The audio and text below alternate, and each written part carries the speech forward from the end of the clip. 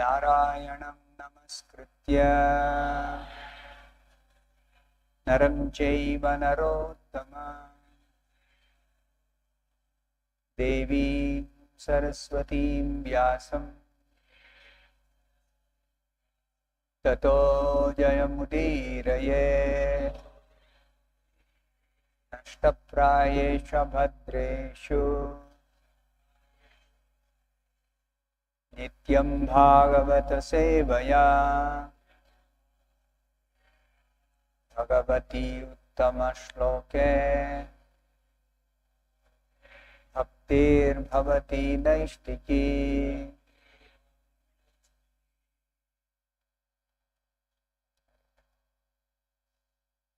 Reading from Srimad Bhagavatam, Canto 9, Chapter 13, the dynasty of Maharaj Nimi. Text number 7. Gandha vastushu taddeham Gandha vastushu taddeham Gandha vastushu taddeham Nidhaya Munisattamaha Nidhaya Munisattamaha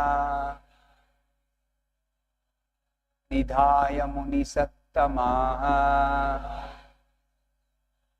Samapte Satra Yage Cha Samapte Satra Yage Cha Samapte Satra Yage Cha Devan Uchuhu Samagatan Devan Uchuh Samagatan Devanuchus samagatan Gandhavastushu taddeham Nidhaya munisattamaha Samapte satrayage cha Devanuchus samagatan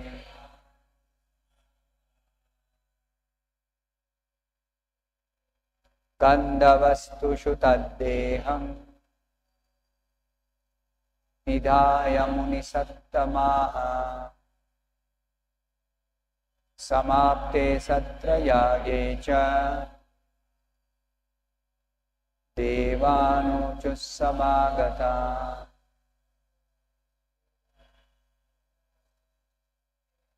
Gandhavastushu taddeham Nidhaya munisattama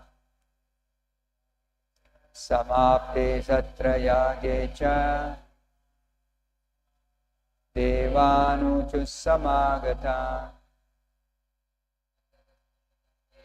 Gandhavastushu taddeham Nidhaya munisattama Samapte satrayage cha Devanuchus samagata Gandha vastushu in things very fragrant Tat deham the body of Maharaj Nimi Nidhaya having preserved Nisattamaha all the great sages gathered there Samapte satrayage at the end of the sacrifice known by the name Satra cha also Devan to all the demigods who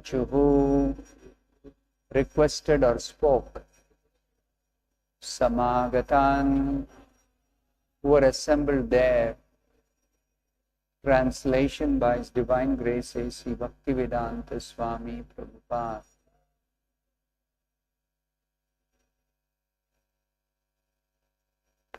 During the performance of the yajna, the body relinquished by Maharaj Nimi was preserved in fragrant substances.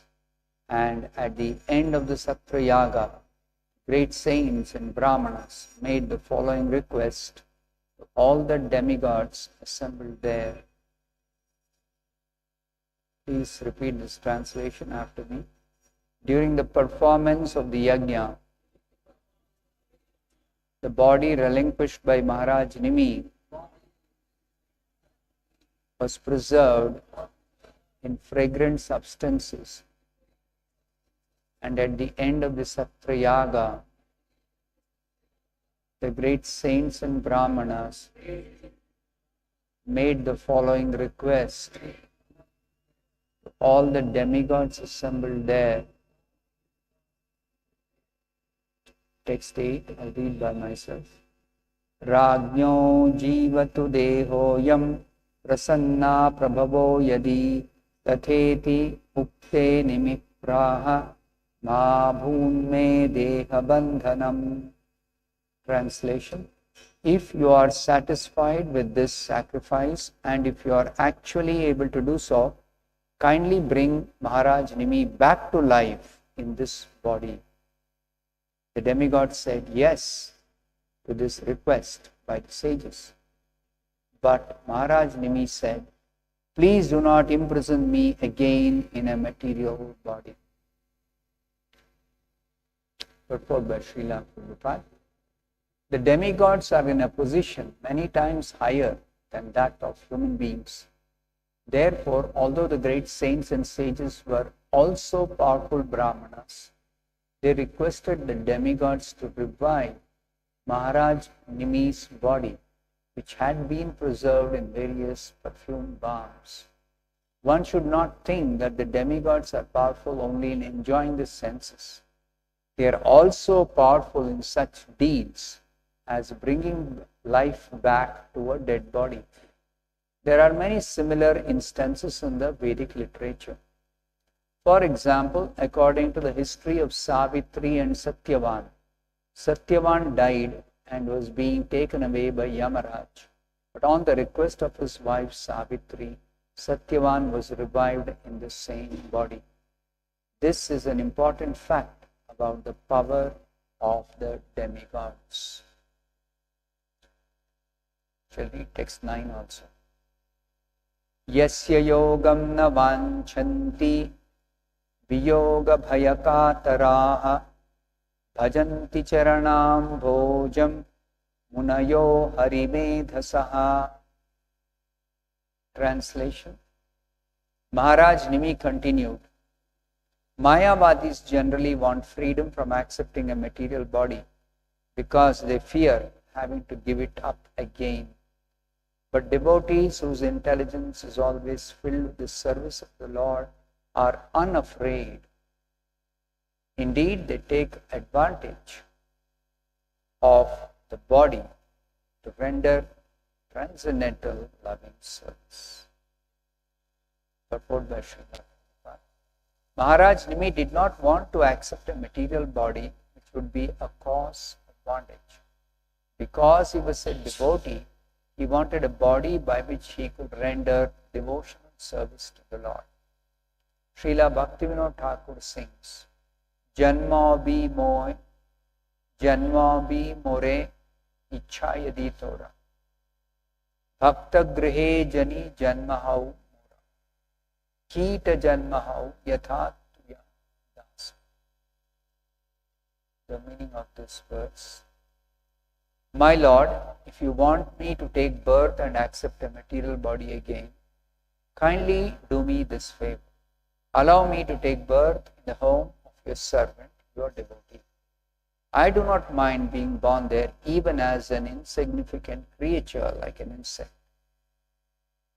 Sri Chaitanya Mahaprabhu also said, Na dhanam, na janam, na sundarim, kavitam va jagati shakam. Mama janmani janmani ishware bhavatad bhaktir ahaituki Tvayi. O Lord of the universe, I do not desire material wealth, materialistic followers, a beautiful wife, or fruitive activities described in flowery language. All I want, life after life, is unmotivated devotional service to you. By saying life after life, Janmani Janmani, the Lord referred not to an ordinary birth, but a birth in which to remember the lotus feet of the Lord. Such a body is desirable. A devotee does not think like yogis and jnanis, but who want to refuse a material body and become one with the impersonal Brahman effulgence. A devotee does not like this idea. On the contrary, he will accept any body, material or spiritual, for he wants to serve the Lord. This is real liberation. If one has a strong desire to serve the Lord, even if he accepts a material body, there is no cause of anxiety, since a devotee, even in a material body, is a liberated soul. This is confirmed by Srila Rupa Goswami. Iha yasya harer dasye karmana manasa gira nikila swapyavasthasu jivan mukta sahujyate. A person acting in Krishna consciousness, or in other words, in the service of Krishna, with his body, mind, intelligence and words, is a liberated person even within the material world, although he may be engaged in many so-called material activities. The desire to serve the Lord establishes one as liberated in any condition, whether in a spiritual body or a material body. In a spiritual body, the devotee becomes a direct associate of the Lord. But even though a devotee may superficially appear to be in a material body, he is always liberated and is engaged in the same duties of service to the Lord as a devotee in Vaikuntha Loka.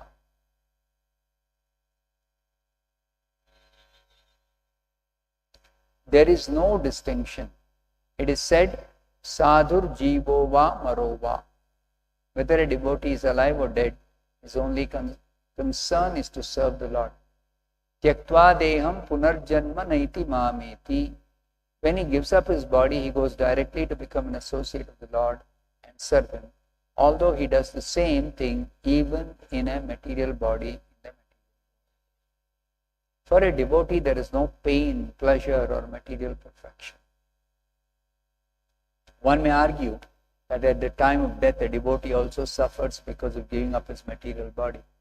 But in this connection, the example may be given that a cat carries a mouse in its mouth and also carries a kitten in its mouth. Both the mouse and the kitten are carried in the same mouth, but the perception of the mouse is different from that of the kitten. When a devotee gives up his body, tyaktva deham, he is ready to go back home, back to Godhead. Thus his perception is certainly different from that of a person being taken away by Yamaraj for punishment. A person whose intelligence is always concentrated upon the service of the Lord is unafraid of accepting a material body, whereas a non-devotee having no engagement in the service of the Lord is very much afraid of accepting a material body or giving up his present one. Therefore, we should follow the instruction of Chaitanya Mahaprabhu. Mama janmani janmanishware bhavatad bhaktir ahetuki tvahi. It doesn't matter whether we accept a material body or a spiritual body. Our only ambition should be to serve the Supreme Personality of God. Thus M.D. Bhaktivedanta purports. Om Ajnana Timirandasya Jnananjana Shalakaya Chakshurunmilitam Yena Tasmai Shri Gurave Namaha. Nama Om Vishnu Padaya Krishna Krishnaya Bhutale Srimate Bhaktivedanta Swami Nitinam. Namaste Saraswate Deve Gauravani Prachari Nirvishesha Shunyavadi Paschat Deshatarine Jaya Shri Krishna Chaitanya Prabhu Nityananda Shri Advaita Gadadhara Srivas Gaura Bhakta Vrinda Hare Krishna Krishna Krishna Hare Hare Hare Rama Hare Rama.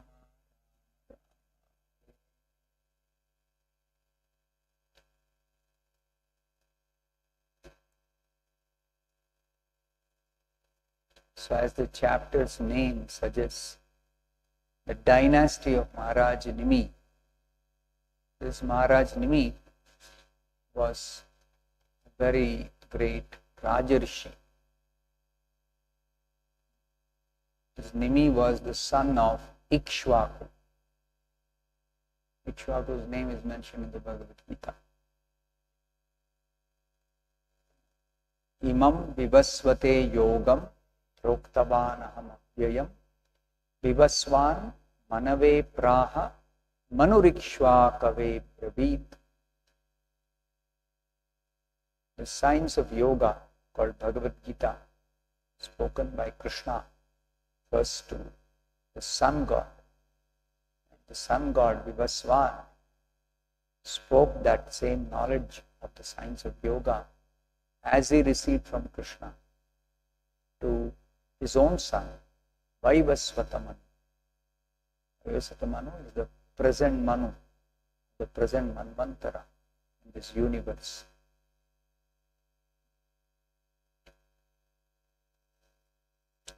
So the Manus, they rule the human beings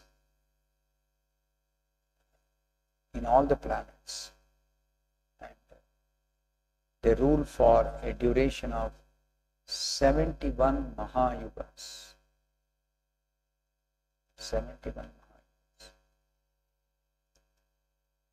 So, this Vaivasvata Manu, he also had many sons. That's explained in the beginning of this 9th canto.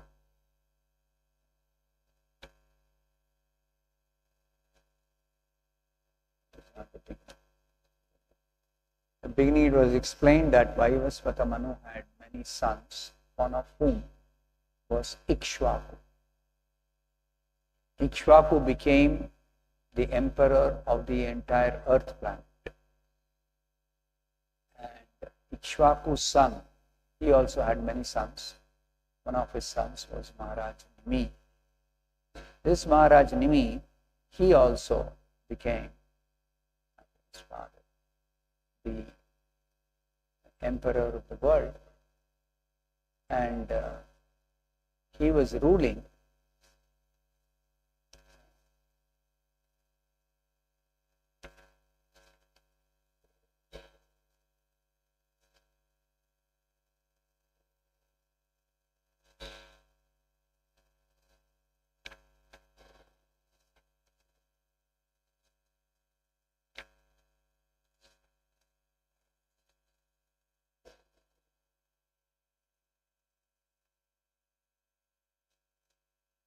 ruling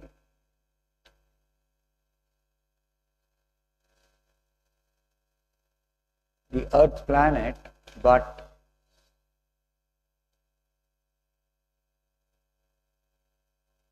he was ruling like a Rajarshi because he was a self-realized soul. He was self-realized soul. So this is the greatness of the kings who were ruling in the former times. Though they were engaged in duties like those of a Kshatriya in politics, collecting taxes,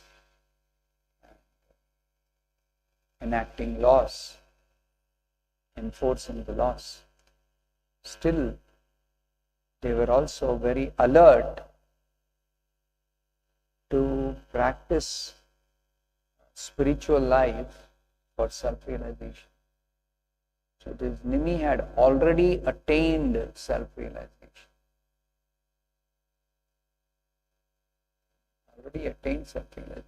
even while he was ruling.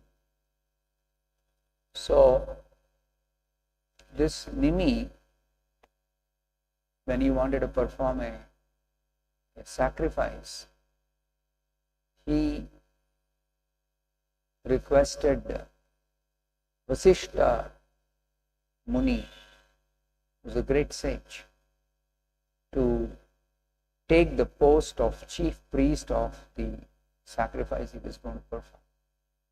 And this Vasishta Muni replied that I have already accepted the same post in a sacrifice begun by Lord Indra. And told Nimi to wait till Vasishta finishes the sacrifice to be performed for King Indra. And after that, he said, I will return after finishing that yajna for Indra, and you wait for me till then.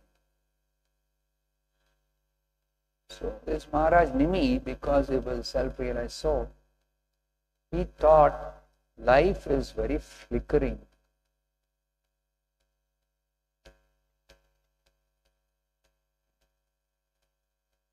That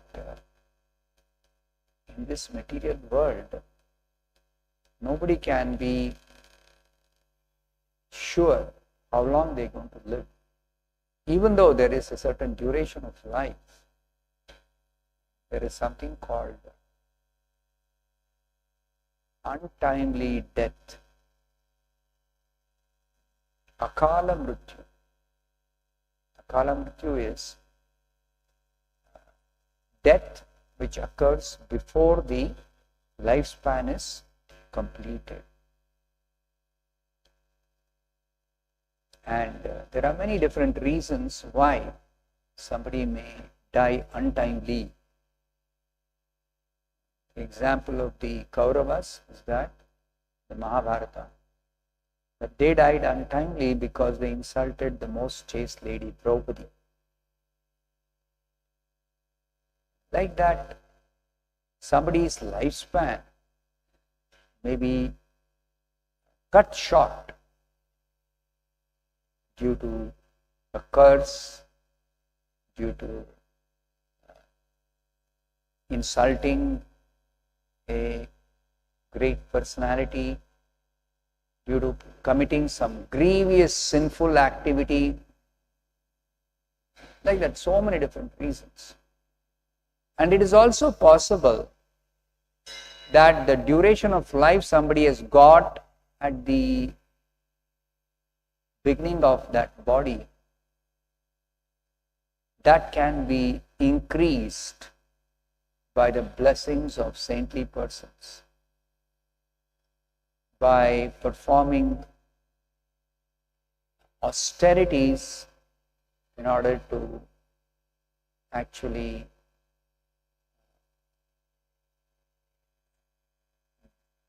practice spiritual life till one perfects one's spiritual practice to become completely self-realized. Because the duration of life may not be enough for attaining perfection, in which case a practitioner of yoga can perform different types of austerities to increase the lifespan, to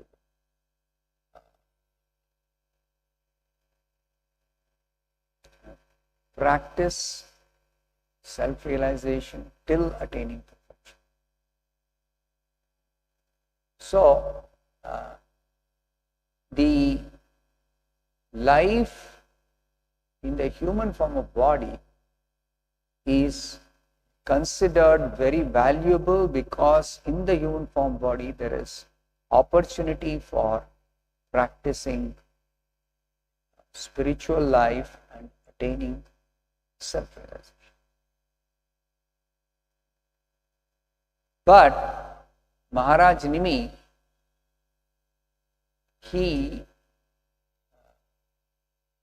wanted to engage in welfare activities for the entire world as the king, ruling the whole world. So it is for that reason he had undertaken this sacrifice. And he thought that if I wait for Vasishtha Muni to return, and till then I don't begin this sacrifice or perform the sacrifice, then I may die before even that Vasishtha Muni returns. Then I will not be doing my duty of performing sacrifice for the welfare of the people and ruling. So therefore, he, instead of waiting for Vasishtha Muni, waiting long for Vasishtha Muni, because Vasishtha Muni has gone to the heavenly planet. Heavenly planet time scale is different. So by the time he completes on the heavenly planets, on the Indraloka, the Indra Yajna, the Yajna which Indra wants to perform, by that time on the earth so much time would have elapsed. So much time would have elapsed. So therefore, he did not want to wait very long for Vasishtha Muni to return. He began performing the sacrifice with other things. And this Vasishtha returned after finishing that sacrifice for Indra. And he found that his disciple had disobeyed his instruction, gone ahead with performing the sacrifice with some other priests. So he became angry. Vasishtha became angry, felt insulted because his words were disobeyed, his instructions were disobeyed by Nimi. So he cursed Nimi to die. Now Nimi, he also counter-cursed that simply because of greed for getting contribution from King of Heaven, Dakshina, you have lost your religious intelligence. See, even for a Brahmana who is supposed to engage in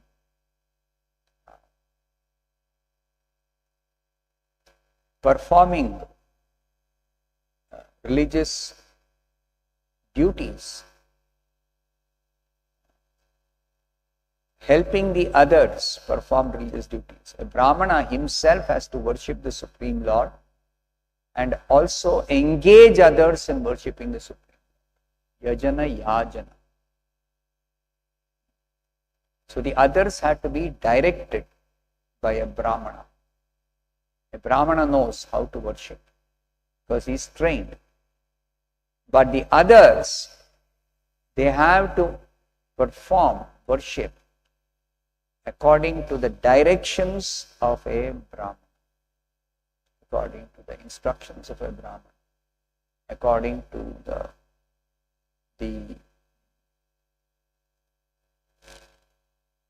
take the help of a Brahman, the Vaishyas, Kshatriyas and Shudras. They independently cannot do worship of the Supreme. Deity worship or any type of sacrifice.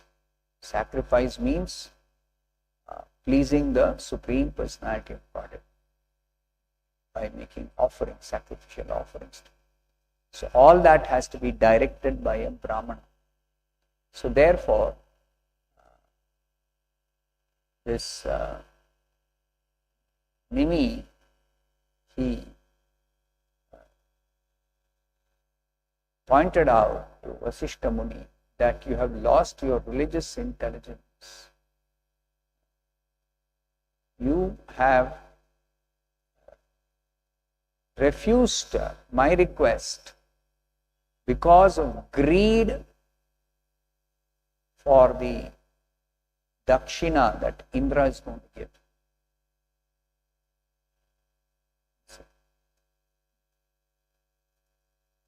Because on the earth planet, if he had finished this sacrifice, then gone to Indra, Indra could have waited because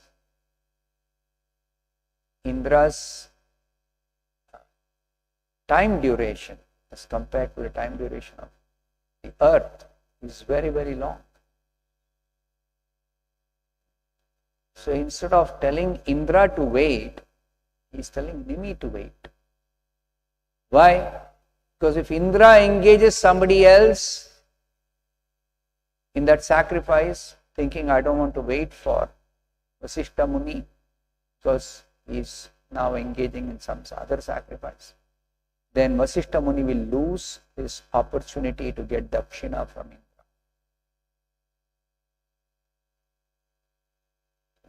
This is the consideration of Vasishta Muni. Now, how could Nimi understand all this?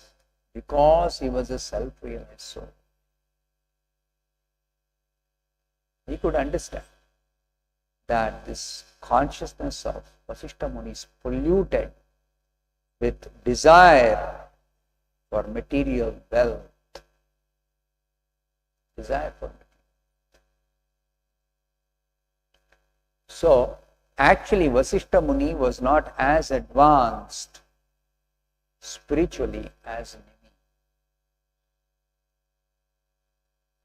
Even then, when Nimi is playing the role of a Kshatriya, he doesn't require the help of a Brahmana or a sage for performing the yajna, but out of respect for the position of the Brahmana in relationship with the position of a Kshatriya, he engaged Brahmana priests in officiating for the yajna. There are many examples, just like Krishna was ruling in Dwaraka, so he was playing the role of a Kshatriya. So when Sudama Brahmana went to visit Krishna, Krishna received him and worshipped him like a Kshatriya should receive respect and worship a Brahmana. So Krishna is washing the feet of Sudama. Krishna is the Supreme Personality of Godhead. His position as Supreme Lord does not change even if he accepts any role in this material world. The spiritual world is always the Supreme Lord and he is respected as such. But in the material world, when he incarnates, he may incarnate as a fish, he may incarnate as a king, he may incarnate as a ordinary person even sometimes. But his position as a Supreme Lord does not change. So Sudama knew this, that Krishna is the Supreme Personality of God. Still he accepted because he also understood that Krishna is playing the role of a king and is teaching by his example the other Kshatriyas how a Kshatriya should respect a Brahman.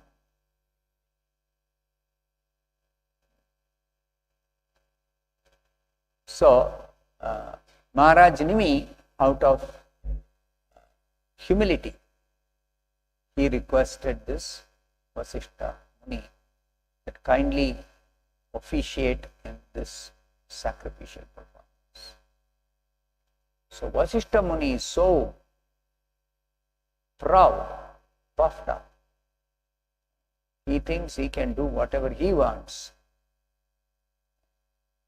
And he is thinking this king, Nimi, he is after all in a much lower position than Indra.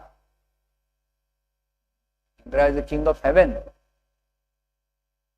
in a position of a big controller of universal affairs.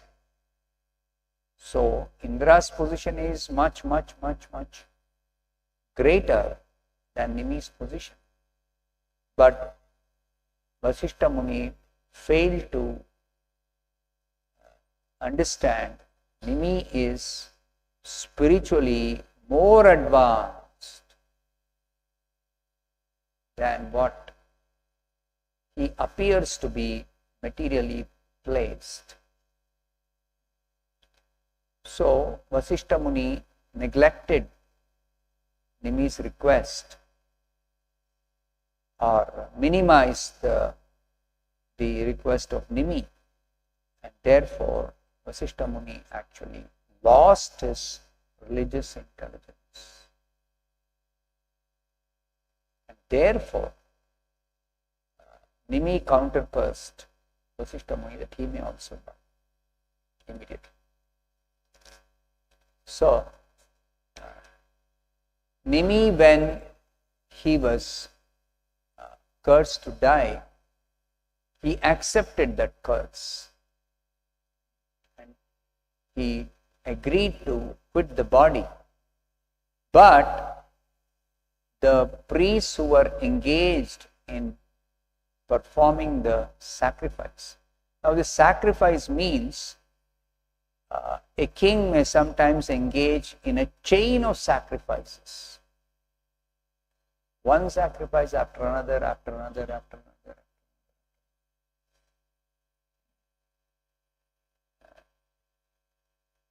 So he was engaged not just in one sacrifice, but a chain of sacrifices. So even when he was cursed, it appears like the priest was still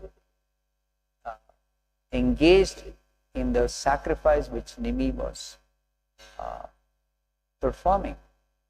So when he died, the saintly persons, the great saints and Brahmanas,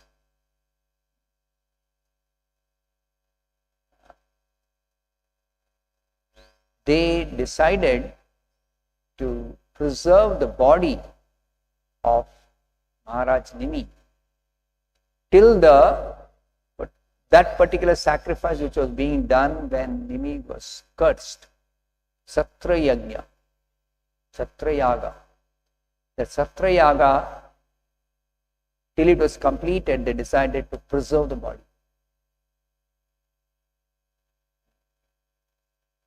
Normally, when a person dies, whatever is being done, everything is stopped, and the person's body is properly cremated. But in this case, these great saints and Brahmanas, they decided to preserve the body in fragrant substances. And then after the entire yajna is over, then they decided that whatever is to be done with the body, it will be done later on. So at the end of that sacrifice, the great saints and Brahmanas made a request to the demigods assembled there. That means Maharaj Nimi's sacrifice, Maharaj Nimi was such a great personality that he had invited the demigods also to participate in the yajna, Satra Yajna, and they had also assembled. You can understand how great a personality Maharaj Nimi is.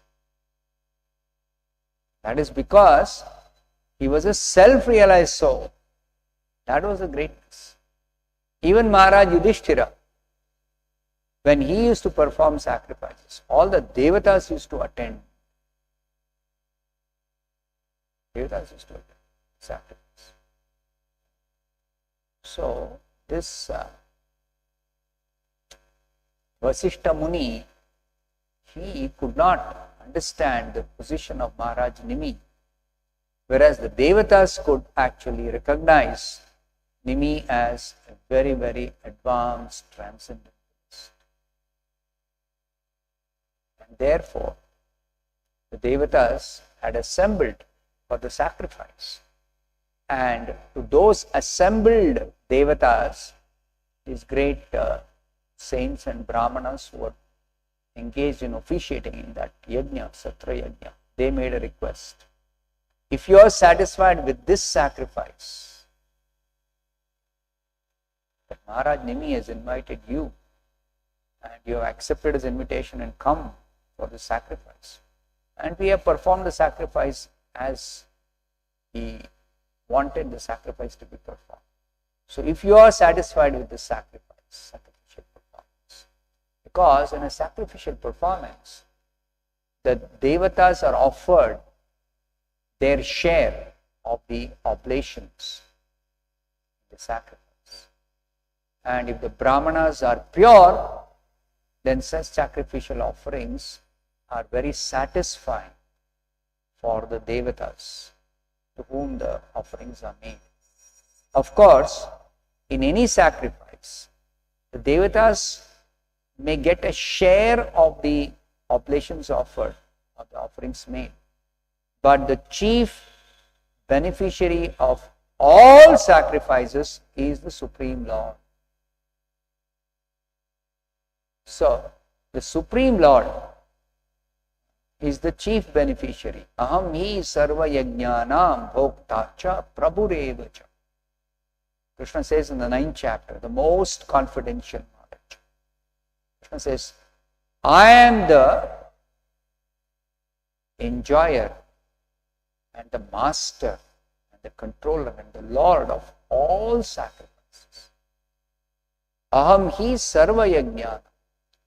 Sarva yajna means all kinds of sacrifice, whether it is Indra yajna or Chandi yaga, whichever sacrifice anybody may do, the Supreme Lord should be worshipped in the sacrifice as the Yajna Purusha,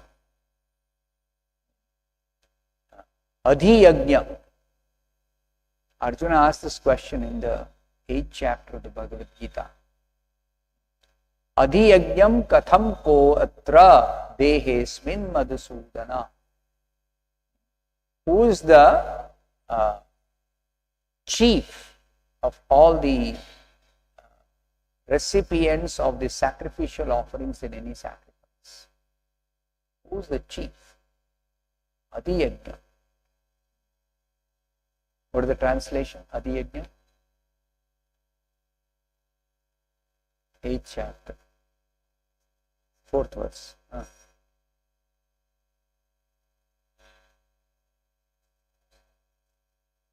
No, Adhi Yajna, word for meaning. Lord of sacrifices. Who is the Lord of sacrifices? So, Lord of sacrifices is ultimately the Supreme Personality of Godhead.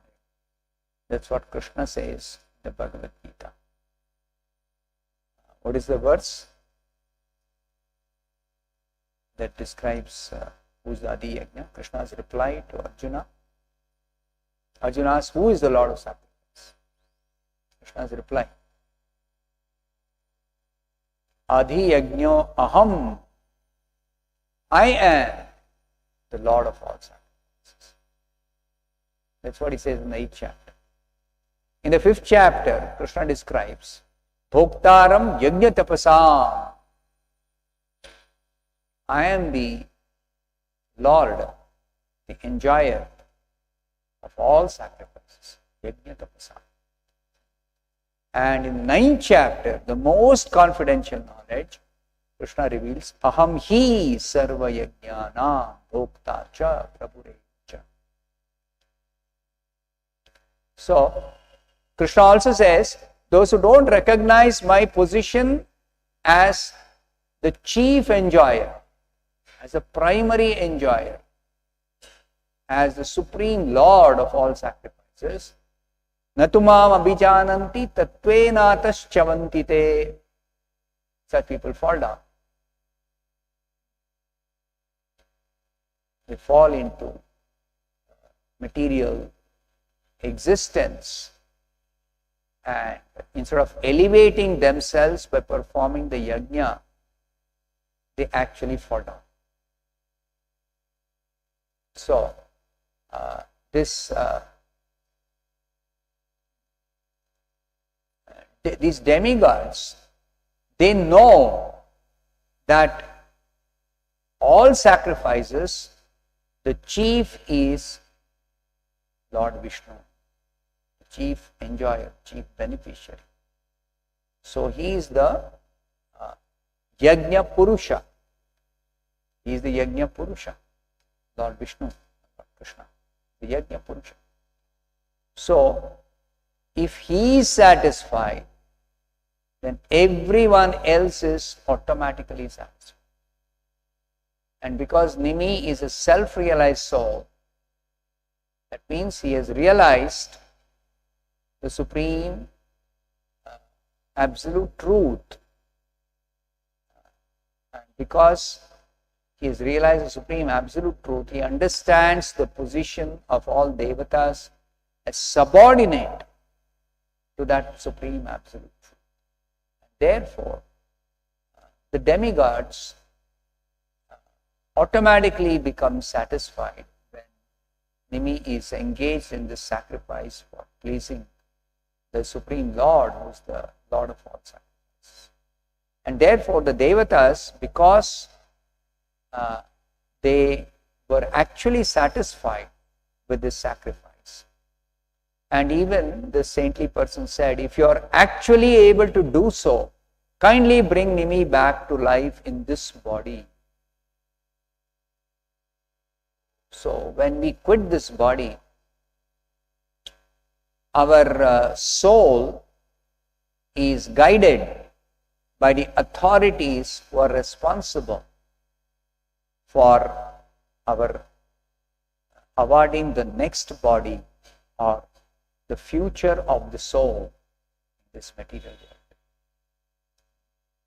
So those who are sinful, they are actually given to the Yamadutas to be taken to Yamaraj. But those who are not sinful, for them the controlling deities, the devatas, they are described, these devatas are described in the Bhagavad-Gita for controlling the passage of the soul after death in this human form body. That is described in the 8th chapter. What is said in the 8th chapter?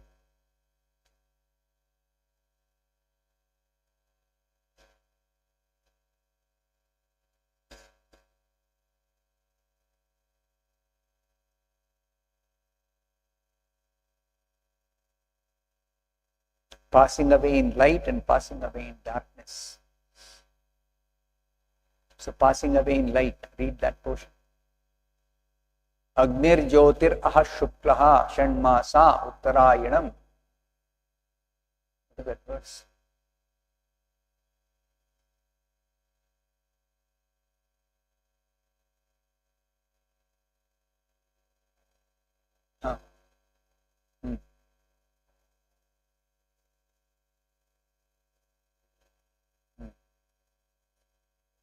Those who know the Supreme Brahman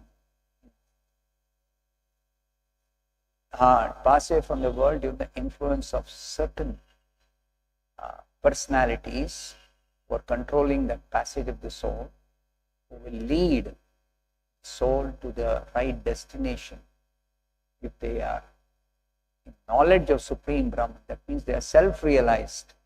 Their destination is beyond this material world. Their destination is liberation from material existence.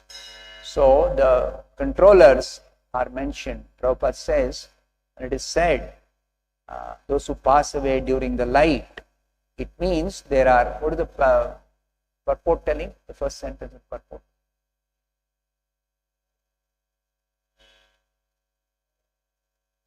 Fire, light, day, moon are referred. Read.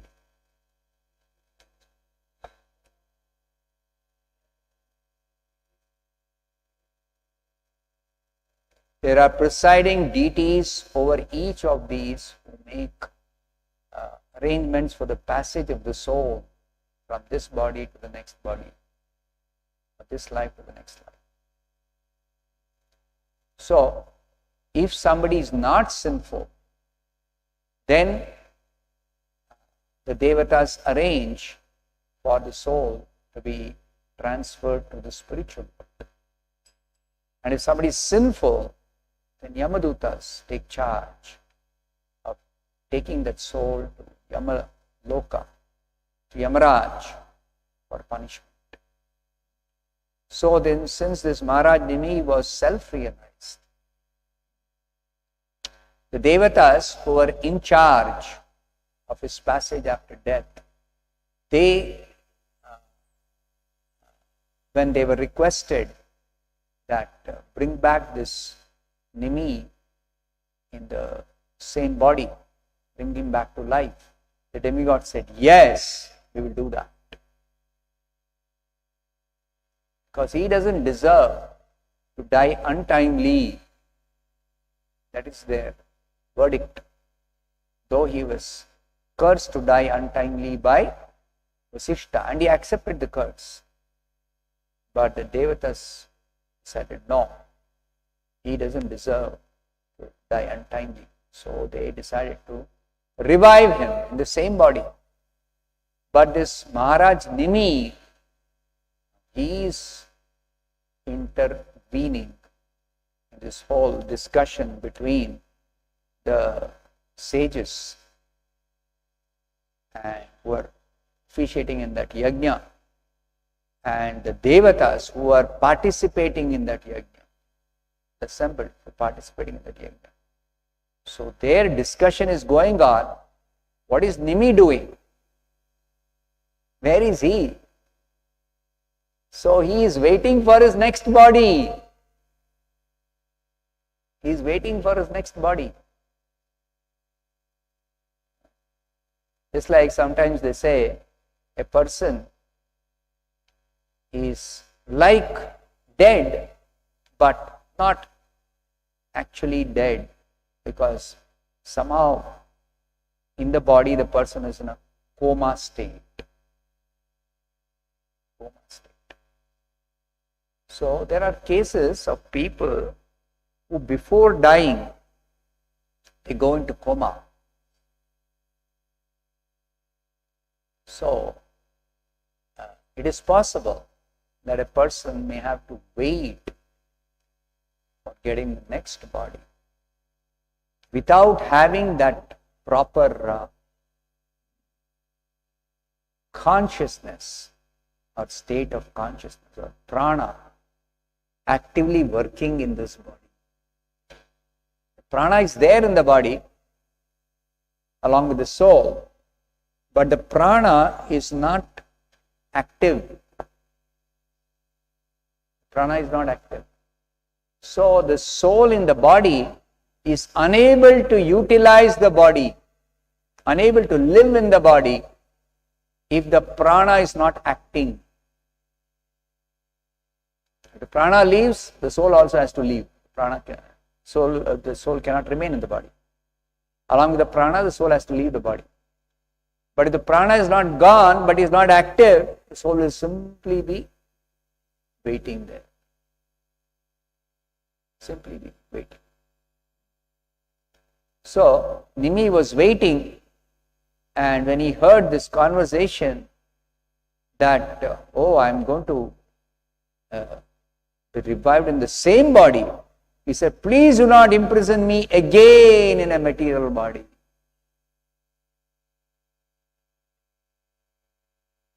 So he is speaking in the middle of this conversation between, at the end of the sacrifice, there is a conversation, and he is speaking in between. So, and he is giving his reasoning. He is not just telling, please don't imprison me. He is giving reasoning. What is his reason?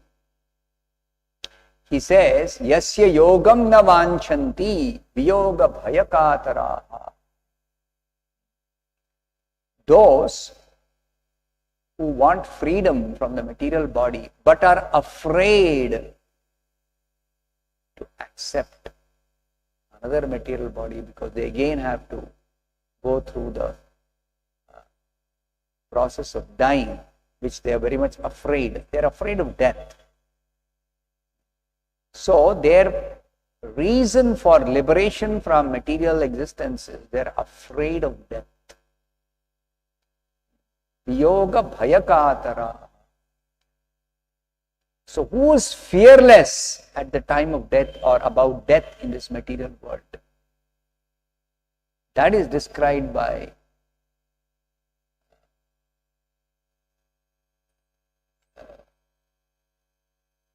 Govinda Das Kaviraj. Bhajahure mana Srinanda Nandana Abhaya Charana Ravindare.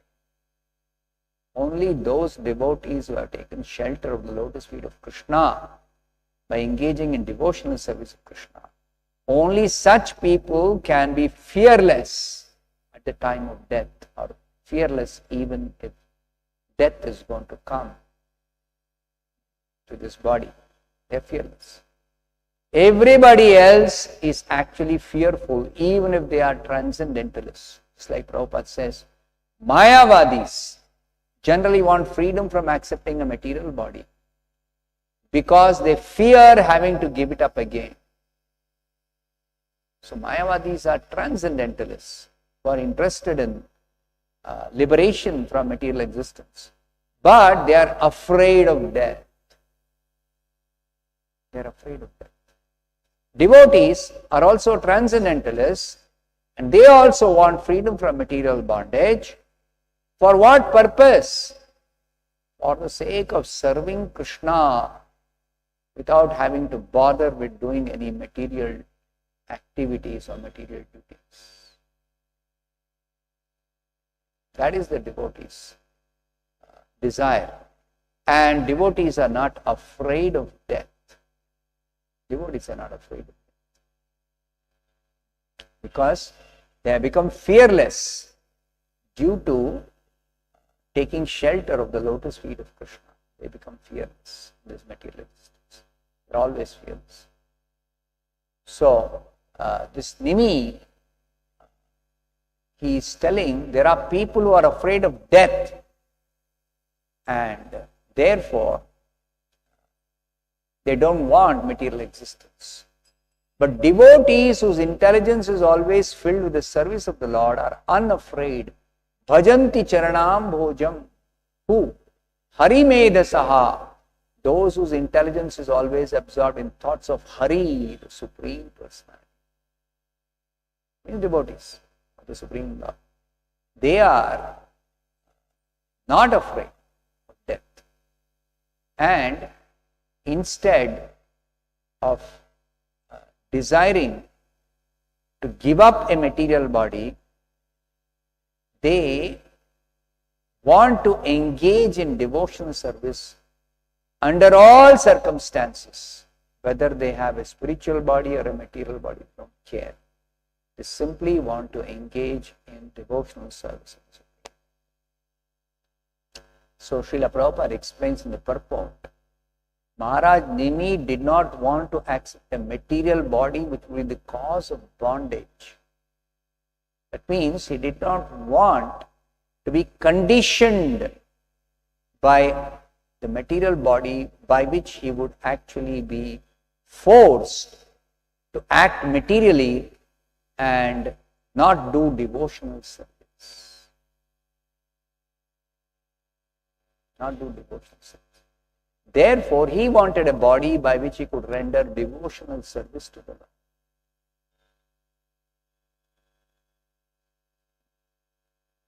That means, if somebody is in a position where they are not able to fully dedicate themselves for devotional service of Krishna,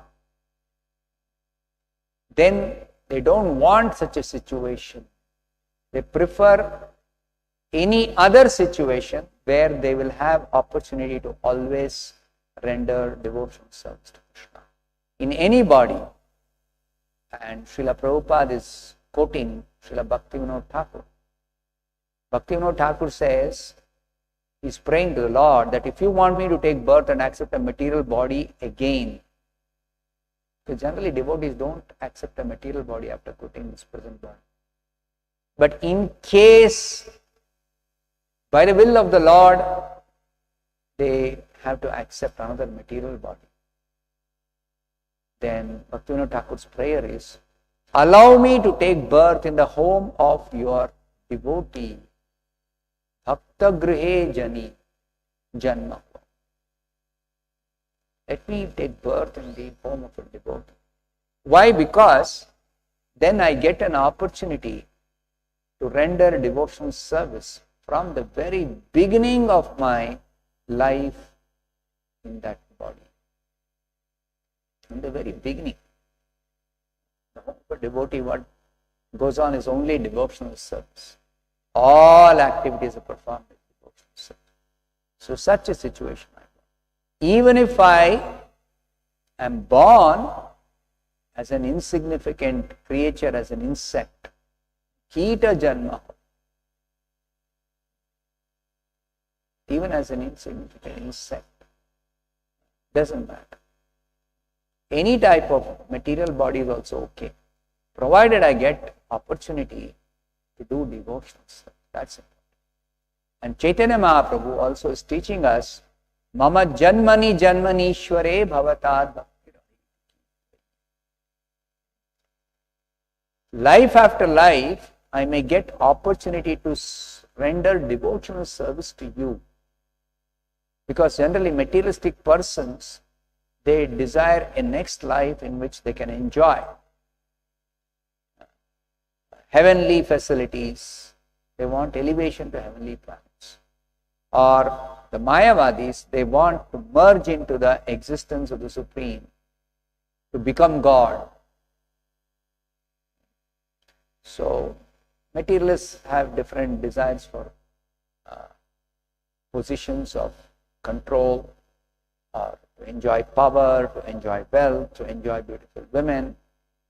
But Chaitanya Mahaprabhu denies all that. Na dhanam, na janam, na sundarim kavitam va jagadishakam.